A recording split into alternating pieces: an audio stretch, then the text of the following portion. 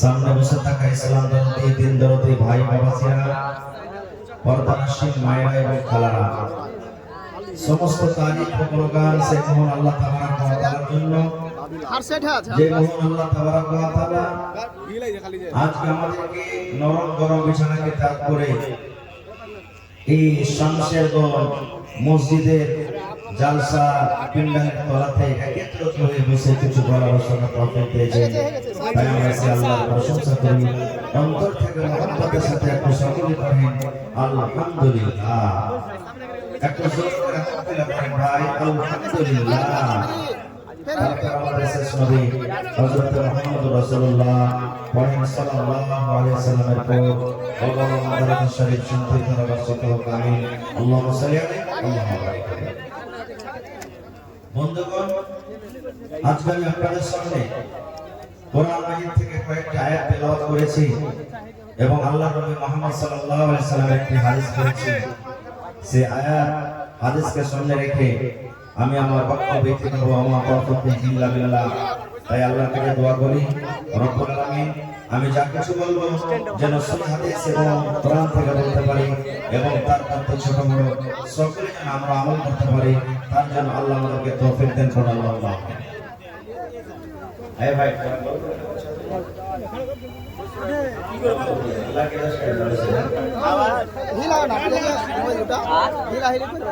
ভাই মুসলমান, আমি আপনাদের এলাকাটাতে নতুন, হয়তো মোবাইলে দেখা হবে কিন্তু সরাসরি হয়তো কত লোক দেখেননি, তবে আমি যখন স্টেজে থাকবো আল্লাহর কাছে দোয়া করছি আমার মুখে যেন বাজে কথা না বাড়াই, আর যদিও কোনটা বের হয়ে যায় আল্লাহ আমাকে ক্ষমা করে। আল্লাহুম্মা আমিন। আজকে দিনী মজলিস, দিনী বৈঠক, এটা কোনো গান বাজনা হাসি মজাক ঠাট্টির মাহফিল নাই। হাসি মজাক বার্তা আমরা করছি, বাজারে করছি, চায়ের দোকানে করছি, রাস্তাঘাটে করছি, দিনী মজলিসে হাসি হাসি চলবে না। কারণ বিখ্যাত উলামা এখানে স্টেজে বসে আছেন, আল্লাহর নবী সাল্লাল্লাহু আলাইহি ওয়াসাল্লাম বলেছেন যেদিন কিয়ামত কায়েম হবে, হাসর ময়দান হবে, ওই দিন আল্লাহ তাবারক ওয়া তাআলার সামনে নবীরা সাহস করে যাবেন না। সব নবীর উম্মতেরা পরেশান, মানুষ আমরা পরেশান থাকবো। আর আল্লাহ তাবারক ওয়া তাআলা সেই দিন কিয়ামতের মালিক হবেন, বিচারের দিনের মালিক। আল্লাহ তাবারক ওয়া তাআলা যেন হিসাবটা নিয়ে লাই। কিয়ামতের দিনটা এত কঠিন হবে, এত পেরেশানির দিন হবে, ভয়ঙ্কর দিন হবে, মানুষ কিয়ামতের কষ্টটা সহ্য করতে পারবে না। তখন খুঁজে বেড়াবে মানুষকে যে আল্লাহর কাছে একটা সুপারিশ করার জন্য, কাউ কি ধর মানে কাউ কি ধর, যে আল্লাহকে বলবে আল্লাহ জান্নাত জাহান্নাম যা দেবে আল্লাহ দিয়ে, কিন্তু হিসাবটা আল্লাহ তুমি তাড়াতাড়ি করে নিয়ে নাও। আদম নবীর কাছে যাবেন, ইব্রাহিম নবীর কাছে যাবেন, ইসমাঈল নবীর কাছে যাবেন, প্রত্যেক নবীর কাছে যাবেন, কিন্তু সব নিজের ওযু পেশ করবেন। আমি উঠে যাব না, তবে একজন নবী ছিলেন যে নবীকে আল্লাহ আদেশ করেছিলেন নিজের বেটাকে কুরবানি করো। সেই নবীটার নাম বলতে পারবেন? একটু জোরে বলেন। হ্যাঁ, আমি যখন থাকবো একটু কথা বলতে যাবো। ইব্রাহিম নবী তিন জায়গাতে মিথ্যা কথা বলেছিলেন, শরীয়তের নিগাতে আসলে ওগুলো মিথ্যা নয়। এবার যখন লোকেরা তার কাছে যাবে কিয়ামতের মাঠে, তো বলবেন যে আমি যেতে পারবো না আল্লাহর কাছে। লোকেরা বলবেন যে আপনি হলেন খলিলুল্লাহ, আল্লাহর দোস্ত, আল্লাহ আপনাকে আগুন থেকে বাঁচাচ্ছেন, আপনি নিজের ছেলেকে কুরবানি করতে গেছিলেন, একটু আল্লাহর দরবারে সুপারিশ করেন আল্লাহ যেন আমাদের হিসাব কিতাবটাকে নিয়ে লাই। এবারে আমি কি বলবেন জানেন? বলে আল্লাহ আমি যেতে পারবো না, কারণ যদি আল্লাহ আমাকে প্রশ্ন করে দেয় ইব্রাহিম তুমি সুপারিশ করতে এসো, করে তোমার হিসাবটা তুমি দিয়ে দাও, তিন জায়গাতে যে মিথ্যা কথা বলেছে, তখন তো আমি ধরা পড়ে যাবো। তো ভাই রে, একটা নবী, সুবহানাল্লাহ, আল্লাহ নিজের দোস্ত বলেছেন সেই নবীকে, সেই নবী সামান্য শরীয়তের নিগাতে বলে মিথ্যা নয়, কব মিথ্যা মনে করে বা গুনাহ মনে করে আল্লাহর সামনে যদি যেতে না পারে, তো আমি আপনি কি ভাই, আমি আপনি কি যে লোককে হাসার জন্য মিথ্যা কথা বলবো? আমার আপনার ঠিকানাটা কোথায় হবে একটু ভেবে দেখেছেন? আজকে আমাদের মজাক তো শরীয়ত বাহির মজাক, আল্লাহ রাসূল মজাক করেছেন। আল্লাহ রাসূল মজা করেছেন, কিন্তু আমাদের মতো মজা নাই। যেমন আল্লাহ রাসূল মজা কি করেছেন জানেন? একটা হাদিস বলি, একজন মহিলা এসে বলছেন, আল্লাহ রাসূল আমি নামাজ রোজা সব পরিশক্তি মতো তেলাওয়াত করা তাসবিহ তাহলিল করি, আমি কি জান্নাত যাব? আমি কি আল্লাহ কি আমাকে জান্নাত দেবে? আল্লাহ রাসূল বলছেন যে কোনো বুড়া কিংবা বুড়ি জান্নাতে যাবে না।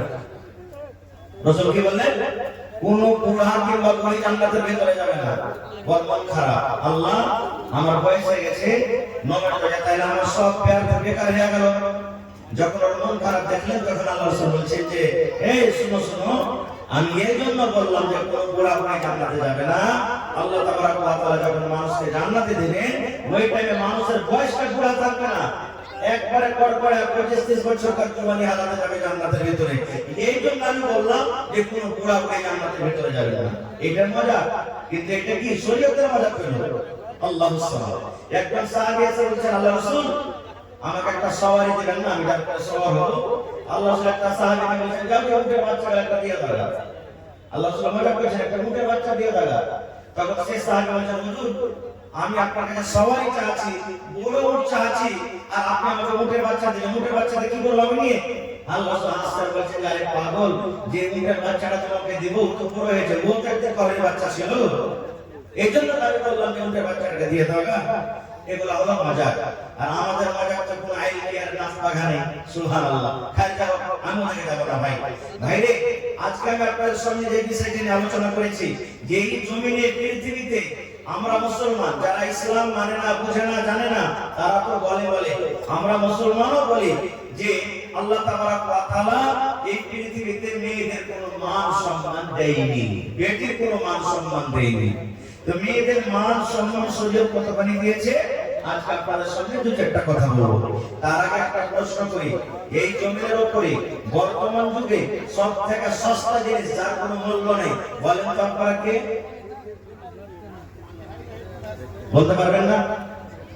জমির উপরে সব থেকে যার মূল্য নেই, সস্তা, যার কোনো আহমিয়ত দিই না আমরা, বলতে পারবেন না? আচ্ছা ভাই, আপনারা কেউ বলবেন হয়তো বললাম যে নুন হবে, লবণ, নুন তো কম করে সস্তা গেলে 10 টাকা নিতে পারবেন না, 10 টাকা কেজি নাকি? বলবেন যে মৌলানা পানি, 1 লিটার পানি কিনতে গেলে 20 টাকা লাগবে আপনাকে। বলবেন মৌলানা সাল है কি 1 টাকা 2 টাকা নিচে আপনি একটা মাটির সাল হয়ে পাবেন না। আচ্ছা আছে, প্রত্যেক জিনিসের দাম আছে, কিন্তু যার একটা আমরা দাম দিই না সেটা হলো কি আমার আপনার মেয়ে, আমার আপনার বেটি, আমার আপনার কন্যা, যার বর্তমান যুগে আমরা কোনো মান সম্মান দিই না। বাড়িতে বেটি হতে গেলে মন খারাপ হয় না ভাই? হ্যাঁ না বলে, মন খারাপ হয় না? হয় না? বাপের রাতের বেলাতে বিছানায় ঘুম আসে না। এই মজলিসে কত আমার মা, কত ভাই আছেন, বেটি সাবালিকা হয়ে গেছে, যুগের কারণে, সমাজের কারণে, আমাদের কারণে, আল্লাহু সামাদ, দিন না মানার কারণে, নবী না মানার কারণে আজকে ওই বাবার মায়ের রাতের বেলাতে ঘুম আসে না। আল্লাহ রে, কেমন করে আমি আমার মেয়ের বিবাহ দেব? আল্লাহু সামাদ। কত বাপ এমন আছেন, টাকা নিয়ে বসে আছেন, 2 লক্ষ 3 লক্ষ 5 লক্ষ টাকা নিয়ে বসে আছেন দেওয়ার জন্য, যেগুলো শরীয়তে যায় নাই, তবে তার বাড়িতে রিস্ট্রাকশন করব। কেন? আমরা মান সম্মান নিজে হারিয়ে দিয়েছি। কেমন করে মান সম্মান হারাচ্ছি? আমরা মুসলমানের মান সম্মান হারাচ্ছি, ইসলাম তার মান সম্মান দিয়েছে। কোরআন মাজিদে কত সূরা আছে ভাই বলেন তো একটু আপনারা? 114। মুখে যদি খালি থাকে ভাই, একটু পায়ের তলাতে ফেলে আমার সাথে কথা বলেন। কোরআন মাজিদে 114 সূরা আছে। 114টা সূরার মধ্যে কোরআন মাজিদে একটা সূরার নাম আছে সূরাতুন নিসা। দেখবেন সূরাতুন নিসা, নিসা মানে মহিলা, নিসা মানে আওরাত, নিসা মানে নারী। আল্লাহ তাবারক ওয়া তাআলা মা খালাতের দাম, মান সম্মান এত বাড়িয়ে দিয়েছেন যে তাদের নামে একটা কোরআনে সূরা দিয়েছেন সূরাতুন নিসা, কিন্তু সূরাতুন রিজাল বলে কোরআনে সূরা পেলেন না। কত আল্লাহ মান সম্মান দিলেন, এই মান সম্মান থেকে যথেষ্ট যে তাদের নামে আল্লাহ একটা সূরা দিয়ে দিয়েছেন। জি, এটা কোনো ছোট বড় কথা? আল্লাহু সামাদ। ভাই আমার, আল্লাহর নবী সাল্লাল্লাহু আলাইহি সাল্লাম যখন নবী হলেন, আল্লাহু সামাদ, ইহুদিরা সাহাবায়ে কেরাম এসে নবীর সামনে শিকায়ত করলেন। ইহুদিদের কি আল্লাহ রাসূল একটা কথা বলবো আপনার সামনে। আল্লাহ রাসূল বলেন, কি রে বাবা? বলছে যে আমাদের আশেপাশে যে ইহুদিরা আছে, ওকে স্ত্রী যখন হাইজ মাসে হয়, স্ত্রী যখন মাহিনা হয়, হাইজ মাসে হয়, তখন ওকে বিছানে শুতে লাই না, ওর বিছানাটাকে আলাদা করে দেয়, ওর হাতের খাই না, ওর রান্না বান্না খাই না, ওর কাপড় সাফ করা লাই না, আর ওকে বিছানা পাঞ্জরে ঘুমাইতে লাই না। বলছে যে তুই জয়দিন না পাকে থাকবি, তুই আলাদা হয়ে থাক, তুই এখন না পাকে আছিস, তোর মতন স্ত্রীকে বিছানে শুতে লিব না। কে বললেন? সাহাবায়ে কেরাম। ইহুদিরা এরকম করতো, নবীর সামনে শিকায়ত করলেন। সুবহানাল্লাহ। এবার নবীজি কি বলেন জানেন? রে আমার উম্মতের দল, ও আমার উম্মতেরা, সাহাবা তোমরা শুনে নাও, যদি কোনো মহিলা, যদি কোনো নারী, যদি কোনো মহিলা হাইজের হালাতে থাকে, মাসিকের হালাতে থাকে, তাহলে তার শরীরটা নাপাক এরকম হয়ে গেলে যে তার স্বামী তার পাঞ্জরে ঘুমাতে পাবে না, তার হাতে খেতে পাবে না, রান্না করা খেতে পাবে না, রুটি বানা খেতে পাবে না, ভাত তৈরি করা খেতে পাবে না। সব করে তুমি খেতে পারো, তার গায়ে গা লাগিয়ে তুমি ঘুমাইতে পারো, তোমার স্ত্রীকে তুমি চুমা খেতে পারো, তার ভাত রান্না তুমি খেতে পারো, তোমার স্ত্রী তোমাকে পানি দেবে দেবে তুমি গোসল করতে পারো, তোমার কাপড় সাফ করে দেবে তুমি করতে পারো। কিন্তু আল্লাহ রাব্বুল আলামিন মহিলাদেরকে নিষেধ করলেন, মহিলারে যদি তুমি না পাক হয়ে থাকবে, ওই তুমি নামাজ পড়িও না রে মহিলা, তুমি নামাজ পড়িও না। আল্লাহ রাব্বুল আলামিন তোমার জন্য নামাজকে মাফ করে দিয়েছে। 2 দিন 3 দিন 4 দিন 5 দিন যদি তুমি না পাক হয়ে থাকবে, না পাকের হালাতে আল্লাহ তোমার নামাজকে মাফ করে দিয়েছেন, তোমাকে নামাজ পড়তে হবে না। আর যদি রমজান মাসে তোমার হাজ মাসে চালু হয়ে যায়, তাহলে যদি তুমি না পাক হয়ে থাকবে মহিলা, তুমি রোজা ছেড়ে দাও, তুমি রোজা রাখিও না। এবার তোমার রমজান মাস যখন শেষ হয়ে যাবে, রমজান মাস যখন পার করে যাবে, আর যে আগামী বছর রমজান আসার আগে আগে 11টা মাস আছে, 11 মাসের মধ্যে তোমার ওই বাকি ছোটা রোজা করাকে তুমি পূর্ণ করে না। এটা নিষেধ করলেন। আর কি বললেন? রে পুরুষের দল, এ পুরুষেরা তোমরা শুনে নাও, তোমার বিবিরা তোমার জন্য হারাম আছে একটা কাজের জন্য, একটা কাজ তোমরা জেনে শুনে খবরদার করবে না। যদি তোমরা কাজটা করতে যাও, তাহলে তোমাদের পাপ হয়ে যাবে, গুনাহ হয়ে যাবে, তোমরা গুনাহ করে যাবে, তোমাদের দ্বারাতে ভুল হয়ে যাবে, গুনাহ হয়ে যাবে। কি কাজ করবে পুরুষ? আল্লাহ রাসূল বলেছেন, পুরুষে যখন তোমাদের স্ত্রীদের এমসি হবে, আয় যাবে, মাসে হবে, তখন খবরদার খবরদার তোমার স্ত্রীর সাথে তুমি মিলন করিও না, তার সাথে হামবিস্তারি করিও না, তার সাথে তুমি জিমা করিও না, তার সাথে তুমি সহবাস করিও না। তুমি গায়ে গা মিলিয়ে তুমি ঘুমাতে পাবে, শুতে পাবে, কিন্তু একটাই কাজ থেকে তোমাকে শুধু বারণ করলাম, সেটা হলো তোমার স্ত্রীর সাথে তুমি মিলন করবে না। এবার যদি কোনো মানুষ বলে যে আমি করে নিব, তো নবীর নাফরমানি করবে, আর নবী যখন নাফরমানি হয়ে গেল, তো এটা গুনাহ হয়ে গেল। এবারে ওই ইহুদিরা নিজের স্ত্রীদের মান সম্মান দিত না, বিছানায় নিজের স্ত্রীকে ঘুমাইতে দিত না, নিজে আলাদা ঘুমা, কখন যখন হাইজ মাসিকের বেলা থাকতো। কিন্তু এখন শরীয়ত তার মান সম্মান দিয়ে দিলে, সুবহানাল্লাহ, যে তোমার স্ত্রী তোমার পাঞ্জরে ঘুমাবে, কোনো গুনাহ নেই। আরেকটা আগে চলে, নবীজি কত মান সম্মান দিয়েছেন। আল্লাহ নবীর স্ত্রী মা আয়েশা রাদিয়াল্লাহু তাআলা আনহা নবীর পাঞ্জরে একদিন বসে আছেন, নবী আমার বসে আছেন, মা আয়েশা রাদিয়াল্লাহু তাআলা আনহা এবার নবীর পাঞ্জরে বসে আছেন, গিলাসে করে মা আয়েশা দুধ পান করেন, গিলাসে করে মা আয়েশা পানি পান করেন। মা আয়েশা নিজে বলে, আমি যখন গিলাসে করে পানি পান করি, দুধ পান করি, আমার দয়ার নবী আমার দিকে দেখছেন, আমার বিবি আয়েশা গিলাসে কোন জায়গাতে মুখ লাগায়, ঠোঁট লাগায় পানি পান করেন। এবার মা আয়েশা বলেন, সহি হাদিসে বন্ধু, আমি পানি পান করতে করতে কিংবা দুধ পান করতে করতে যখন আমি গিলাসটাকে রেখে দিলাম, দয়ার নবী চট করে গিলাসটাকে উঠে নিলেন। মা আয়েশা বলেন, যে জায়গাতে গিলাসে আমি মুখ লাগাই, ঠোঁট লাগাই পানি পান করলাম, দয়ার নবী ওই জায়গাতে মুখ লাগাই, ঠোঁট লাগাই পানি পান করলেন। শুধু তা নয়, মা আয়েশা বলেন, আমি হাত দিয়ে চুষে চুষে খাই, কিংবা আমি গোশ ছেড়ে ছেড়ে খাই, আমার নবী আমার দিকে দেখেন, আমার বিবি আয়েশা এই গোশটের কোন জায়গাতে মুখ লাগায় কামড় দেয়, হাড্ডিতে কোন জায়গাতে দাঁত লাগায়। মা আয়েশা বলেন, গোশট যখন আমি থালাটা রেখে দিলাম, পেস্টটাকে যখন থালাতে রেখে দিলাম, নবীজি আমার চটপটে পেস্টটাকে উঠিয়ে নিলেন। আমি আয়েশা যে জায়গাটা মুখ লাগাইয়া হাত লাগাইয়া কামড় দিলাম, আমার দয়ার নবী আমার ওই মুখ লাগা জায়গাতে মুখ লাগাইয়া হাত লাগাইয়া কামড় দিলেন। এবার শেষ সময় আয়েশা কি বলছে, আমি ওই অবস্থাতে ছিলাম যখন আমার মাসিক হয়েছিল, হাইজ হয়েছিল। নবীজি এখানে মা খালাদের সম্মান বাড়িয়ে দিলেন। যে হুজুরা নিজের স্ত্রীকে ঘুমাইতে দিত না হাইজের হালাতে, নবীজি তার মুখে খেলে। হায় আল্লাহ, কেমন মহব্বত ভালোবাসা যে ভাই। আর আমাদের মহব্বত ভালোবাসা কি জানেন?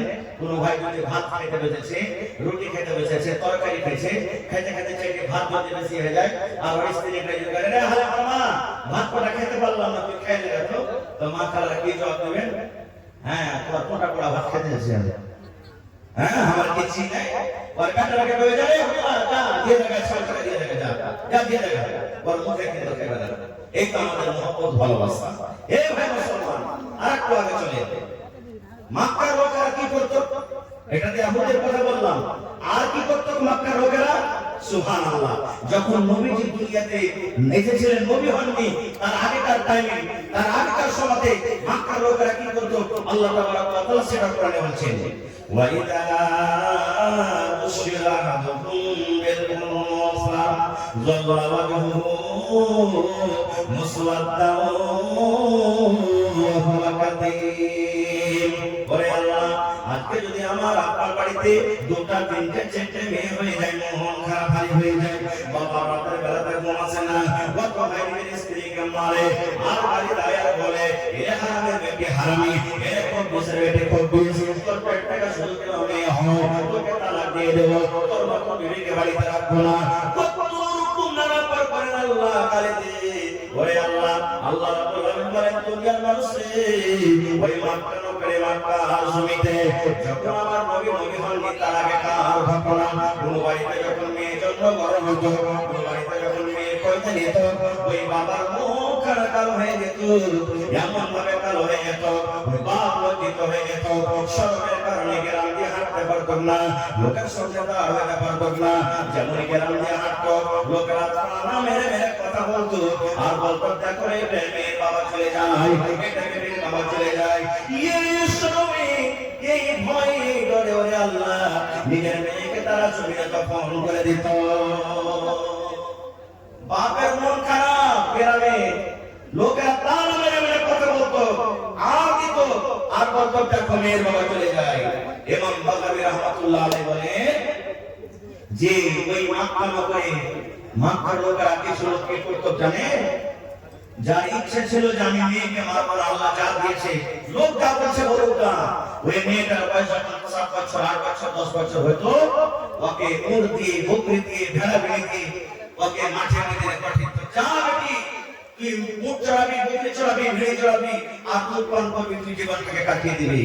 আর যে লোকটা লজ্জা মনে করতো না, বাড়িতে বেটি এসেছে, এরকম বেটিকে বাড়িতে রাখা হবে না, যার জন্য আমি মুখ পেয়ে না, দেশে মুখ দেখাতে পারি না, তখন ওই বাপ কি করতো? ওরে সুবহানাল্লাহ, একটা কোদর নিত, কি নিত ভাই? একটা কোদর নিত, আর কোদরটাকে নিয়ে জঙ্গলের ভিতরে চলে যেত, এর স্ত্রীকে জানাতো না। এবং বাগাবী রাহমাতুল্লাহ আলাইহি বলেছেন যে কোদর নিয়ে জঙ্গলের ভিতরে চলে যেত, আর চলে যাওয়ার পর জঙ্গলের ভিতরে বেটিকে দফন করবো বলে একটা গর্ত খাল হয়ে চলে আসতো বাড়ি। আর বাড়ি আসার পর তখন নিজের স্ত্রীকে বলতো, এ আমার বিবি, ও হালেমার মা, হে জামিলার মা, হে খালিদার মা, হে সাইদার মা, আমার মেয়ের বয়স 8 বছর 7 বছর হয়ে গেল, কাছের মার্কেট কেমন হয়, জীবনে কোনোদিন আমার মেয়েটা বাজার দেখেনি, বাজার ঘুরেনি, নানির বাড়ি জীবনে কোনোদিন আমার মেয়ে জেনে, এক কাম করো বেবে, আমার কলেজার টুকরাকে তুমি সুন্দর করে সাজিয়ে দাও, সুন্দর করে তাকে নতুন জামা কাপড় দিয়ে দাও, সুন্দর করে তাকে তেল কাজল দিয়ে দাও, কারণ আমি তাকে মেলা ঘুরতে নিয়ে যাব, বাজারে থেকে নিয়ে যাব। হায় রে মা, মা জানতো না আমার স্বামী কেন আমাকে এরকম কথা বলেন? মা মনে মনে বলতো, আল্লাহ রে, আমার মেয়েটা কেমন হয়, আমার স্বামী আর মারবে না। তারপরে দয়া হয়ে গেছে, তারপরে মায়া হয়ে গেছে, তাকে ভালোবেসেছে, যার কারণে এত সুন্দর করে কথা বলেন। মা খুশি খুশি হয়ে বলে, আল্লাহ সুন্দর করে নিজের মেয়েকে গোসল দিয়ে, নতুন জামা কাপড় পরে, ডাল কদল দিয়ে নিজের স্বামীর হাতে তুলে দিতেন। এবার স্বামী কি করতেন? নিজের মেয়ের হাত খানকা ধরে টানতে টানতে টানতে মেলা টাকার বানাতে কোথায় নিয়ে যেতেন? ওই জঙ্গলের ভিতরে তাকে নিয়ে চলে যেতেন, যে জায়গাতে কোনো বাড়ি নাই, যে জায়গাতে কোনো গ্রাম নাই, যে জায়গাতে কোনো লোকজন নাই। এবার হাঁটতে হাঁটতে মেয়ে বলতো, আব্বা গো, কোথায় আপনি আমাকে নিয়ে যান? এই জায়গাতে কোনো বাড়ি নাই, এখানে কোনো দোকান নাই, এখানে কোনো লোকজন নাই, এখানে কোনো রকমের মেলা নাই, বাজার নাই, কোথায় আপনি নিয়ে যাবেন? এবার আব্বা বলতেন, বেটি রে, এই জঙ্গলের পর, এই জঙ্গলটা পার করার পর একটা বাজার আছে মেয়ে, ওই বাজারে তোমাকে নিয়ে যাবো, তুমি তাড়াতাড়ি করে চলো। এই কথা বলতে বলতে ওই জঙ্গলের ভিতরে যেখানে গর্ত করে এসেছিল, গর্ত পাঞ্জরে নিয়ে যেত, আর নিয়ে যাওয়ার পর সুবহানাল্লাহ তাকে বলা হতো কি? বাপ বলতো, বেটি রে, এই গর্তটা কত বড় আছে মা, তুমি একটু নজর করে দেখো তো, একটু দেখো তো, চোখ মেল করে দেখো তো, এই খালটা কত বড় আছে। মাসুম বাচ্চা তো জানে না আমার আব্বা জান কেন আমাকে গর্ত দেখতে বলছে। সুবহানাল্লাহ। এবার ওই মেয়ে কলেজার টুকরা যেমনই আব্বার কথা শুনে তুলভাবে মাথা বাড়িয়ে গর্তর দিকে দেখতে গেলেন, যেমনই চোখ বাড়িয়ে দেখতে গেলেন, সুবহানাল্লাহ, পিছন থেকে একটা ধাক্কা দিয়ে এমন জোর করে ধাক্কা দিল, ধাক্কার সাথে সাথে ওই কলেজার টুকরা মেয়ে গর্ততে পড়ে গেল। যেমন গর্ততে পড়ে যাওয়া মেয়ে কাঁদতে শুরু করলো, আর গর্ততে পড়ে পড়ে বলে, আব্বা গো, কেন তুমি আমাকে গর্ততে ফেলে দিলে? কেন তুমি আমাকে খালে ডাকিয়ে দিলে? এবার আব্বা বলতো, ও আমার কলেজার টুকরা মেয়ে, যেদিন থেকে তুমি আমার বাড়িতে জন্ম নিয়েছো, যেদিন থেকে তুমি আমার বাড়িতে এসেছো, আমার রাতের বেলাতে ঘুম আসে না, তোমায় আমি নিয়ে চিন্তায় পড়ে আছি। লোকেরা আমাকে আর দিয়েছি, লোকেরা আমাকে দেখে দেখে বলে, দেখো এটা মেয়ের বাবা চলে যায়, এটা মেয়ের বাবা আর বাড়িতে নিয়ে জন্মগ্রহণ হয়েছি। এই জন্য মেয়ের দুনিয়াতে তুমি যতদিন ছেলে ভাবায় থাকলে, আজকে তোমার শেষ টাইম, শেষ দিন। জীবনের মতো তুমি আব্বা বলে না, জীবনের মতো মাকে মা বলে ডাকে না, কারণ আজকের পর এই দুনিয়া তুমি মুখ দেখতে পাবে না, আকাশের মুখ দেখতে পাবে না, তোমার এই তোমাকে প্যার আব্বা আব্বা বলে ডাকতে পাবে না, তোমার মায়ের কথা তোমার মা শুনতে পাবে না। এই জন্য তুমি জীবনের মতো তুমি আমাকে আব্বা বলে না। ইমাম রাজাবি রাহমাতুল্লাহ আলাইহি বলেন, যখন এই কথাটা তার মেয়েকে বলা হতো, গর্ভে পড়ে পড়ে মেয়ে কথাটা বলতো, আব্বা গো, আপনাকে আর আমি আব্বা বলে ডাকবো না, মাকে মা বলে ডাকবো না, আমার দুই চোখ এদিকে যাবে, আমি চলে যাবো, বাড়ি ঘর দেশ ছেড়ে গা ছেড়ে চলে যাবো, কিন্তু দয়া করে আপনি আমাকে মারিয়েন না, আপনি দয়া করে আপনি গর্ভ থেকে আমাকে উঠাই এলেন। এরকম ভাবে মেয়ে চিৎকার করতে থাকতো, কিন্তু একটাও তার কথা শোনা হতো না। ওই মেয়েকে, ওই বেটিকে, ওই কলেজার টুকরাকে জিন্দা তাকে শরীরে দফন করে বাড়িতে চলে আসতো।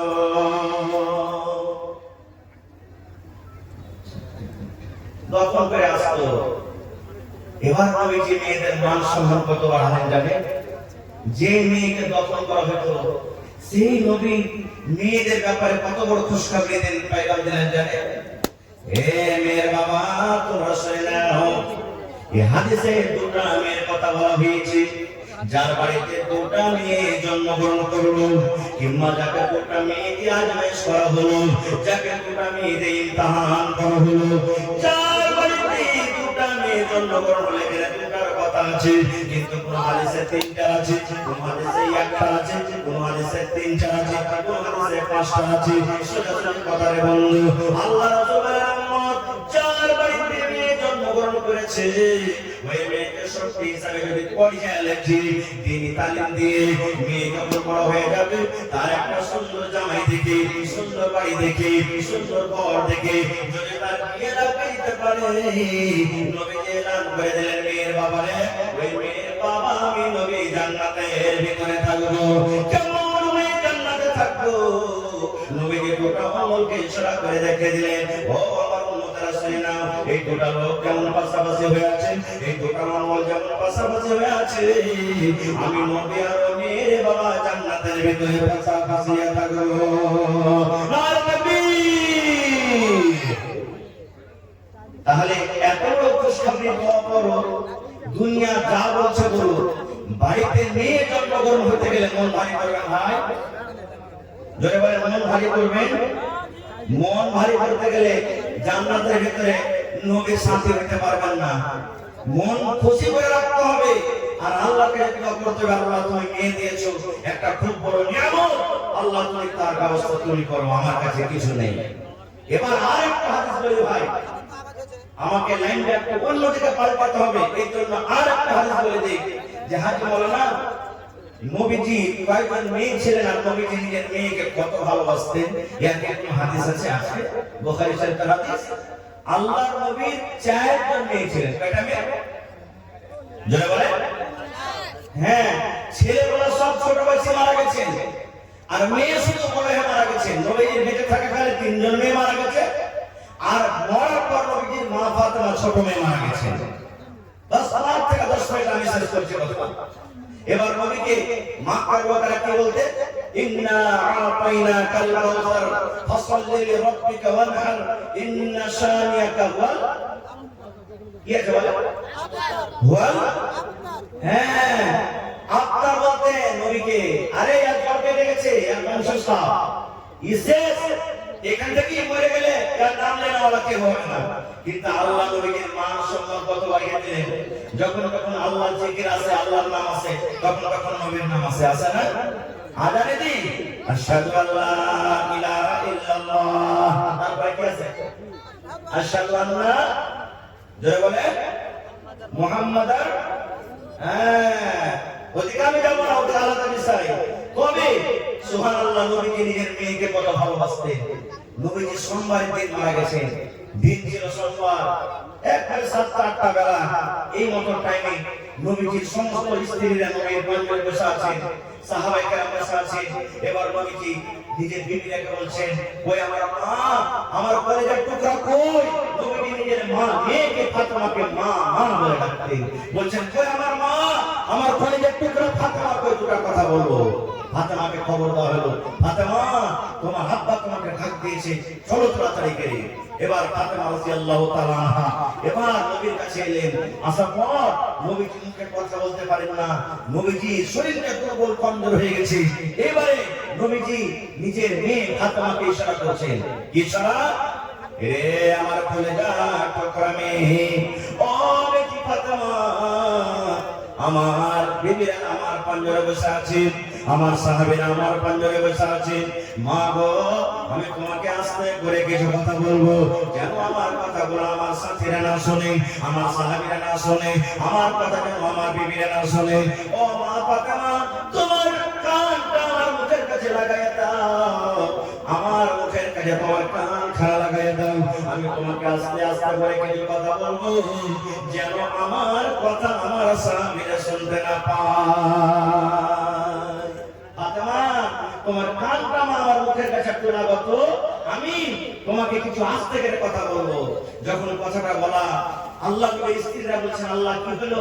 নবীজি কোন এমন কথা বলবেন যেটা আমরা জানতে পারলাম না? সাহাবারা বলছেন যে নবীজি নিজের মেয়েকে কোন এমন কথা বলবেন যে আমরাকে জানাবেন না? সুবহানাল্লাহ, আমরাকে জানাবেন না। ওরে আল্লাহ! এবার মা ফাতেমা রাদিয়াল্লাহু তাআলা আনহা আব্বার কথা শুনে এবার নিজের কানটাকে নবীর মুখের কাছে লাগালেন। নবী আস্তে আস্তে করে কোন এমন কথা বললেন, ফাতেমা কাঁদতে শুরু করলেন, কাঁদতে লাগলেন, নবীর কথা শুনে কাঁদতে লাগলেন। এবার নবীজি দেখলেন, আরে আমার কথা শুনে আমার মেয়ের কলিজা ফেটে গেল, অন্তর ফেটে গেল, চোখে পানি এসে গেল। এবার নবীজি আবার বলছেন, বেটি রে, তোমার কানটা আরেকবার আমার মুখের কাছে লাগাও, তোমাকে আরেকটা কথা বলবো। আবার দ্বিতীয়বার মা ফাতেমা বললেন, আমি কানটাকে নবীর মুখের কাছে লাগালাম।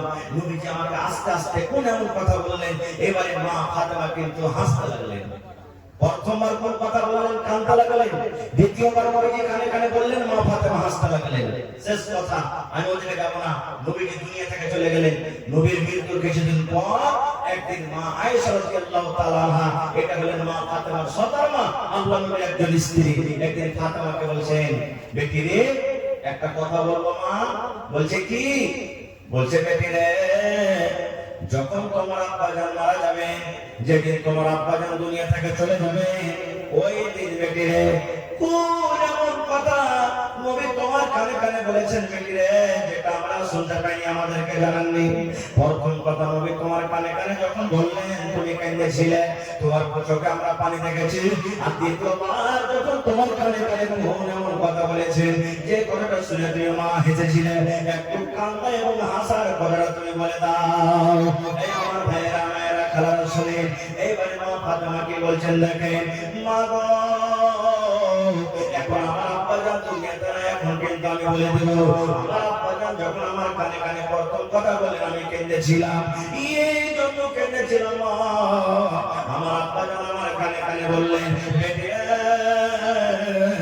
এখন আমার যাওয়ার টাইম হয়ে গেছে মা, আল্লাহ রাব্বুল আলামিনের তরফ থেকে অর্ডার হয়েছে, আর আমি দুনিয়াতে বাঁচব না, এখন আমি দুনিয়া থেকে চলে যাব। তুমি এই ঘটনাটাকে, তুমি এই লোকটাকে তুমি জীবনের মতো তুমি আব্বা বলে ডেকে নাও, কারণ তোমার আব্বা জান আজকের পর থেকে আর দুনিয়াতে থাকবে না। আজকের পর তুমি এই লোকটাকে আর আব্বা বলে ডাকতে পারবে না। যেমন কথাটা বলা মা ফাতেমা বলে, ওরে আল্লাহ, আমার আব্বা জান দুনিয়া থেকে চলে যাবে, আমি কাকে আব্বা বলে ডাকবো? কে আমাকে মা মা মা বলে ডাকবে?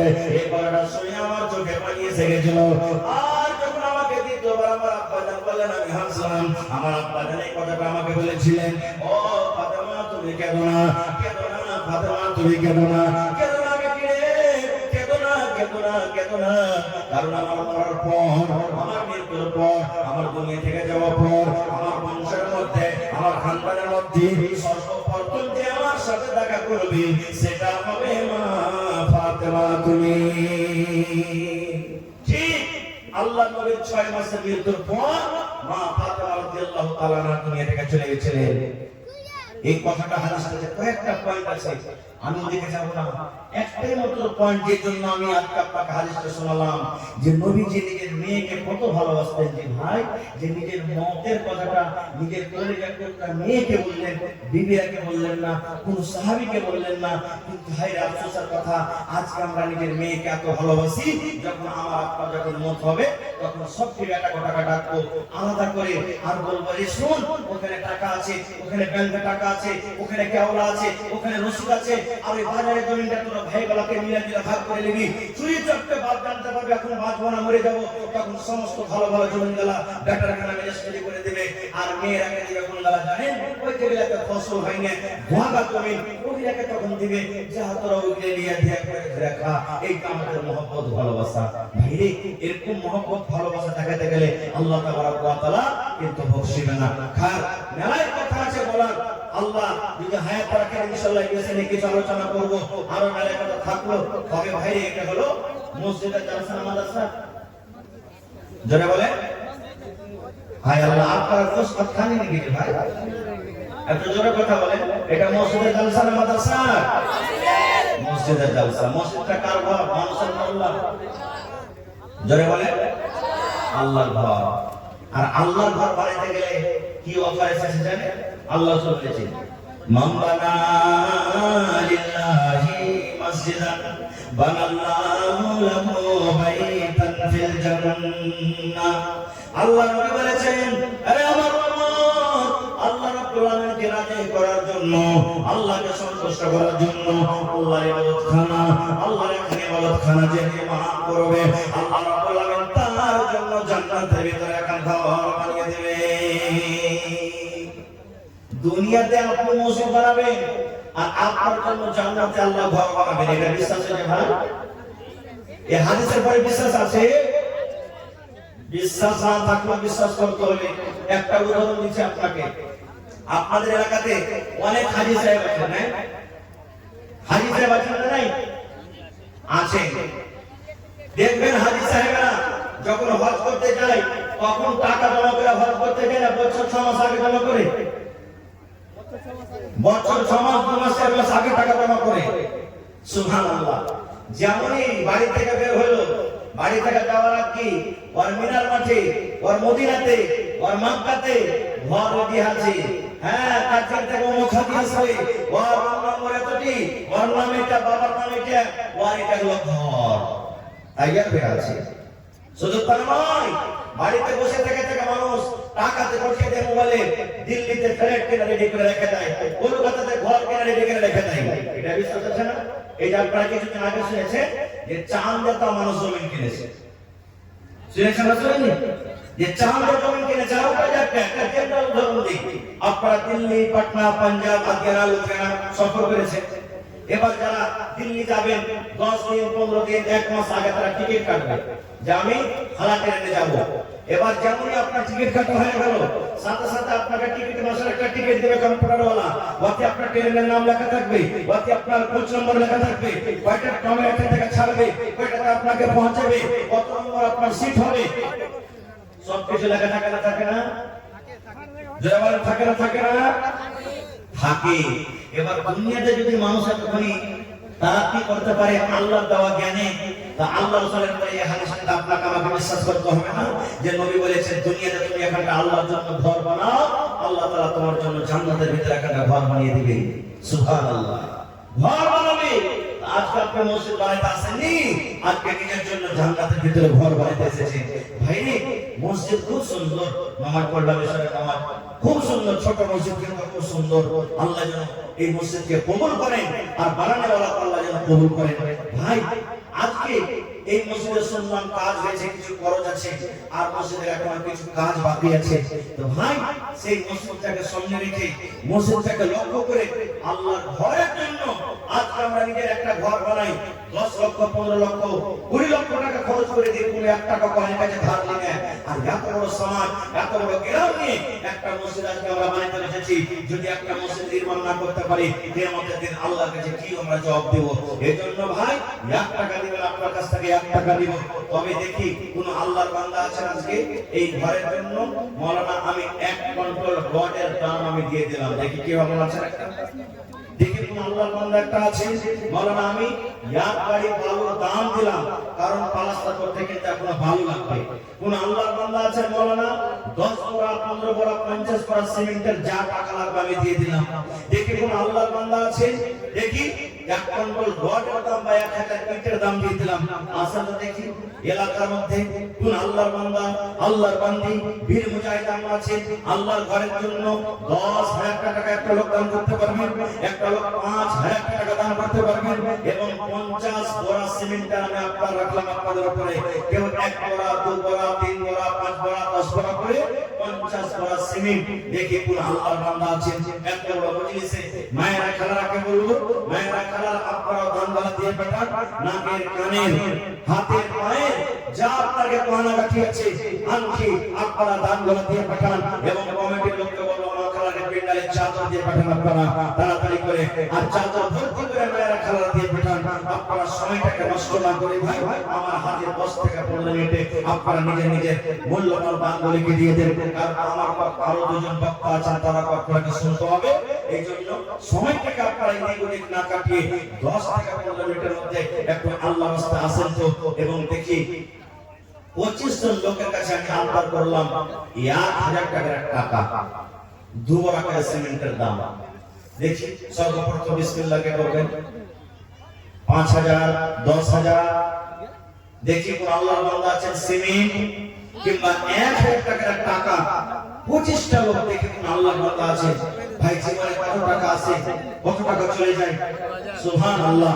ভাই এই দেখেন আমার হাতে সর্বপ্রথম একটা দান এসেছে, 2000 টাকার একটা দান এসেছে, মাশাআল্লাহ। এটা মাশাআল্লাহ। ভাই সালাম করবেন না, সালাম করবেন না? কি নাম ভাই? আচ্ছা হাত ভাই, এখন 2000, আগে 1000, 3000 হলো, তা আর 2000 থেকে 5000 পারবেন না ভাই? এখন নারে তাকবীর, সুবহানাল্লাহ। দেখেন আল্লাহুস সামাদ, কত দিন খান বড় রে ভাই, আল্লাহুস সামাদ। মানুষ যদি মানুষের কথা শুনি, আল্লাহ যেন তার কথা শুনবে না, সুবহানাল্লাহ। আমার ভাই তাজামুল সাহেব 5,000 টাকা দান করলেন। মাশাআল্লাহ, জাযাকাল্লাহ। এটাকে দিলেন সাইদুর রহমান সাহেব, আমার নানা যান 2000 টাকা দিলেন। এখানে নাই সালাম করবেন জি।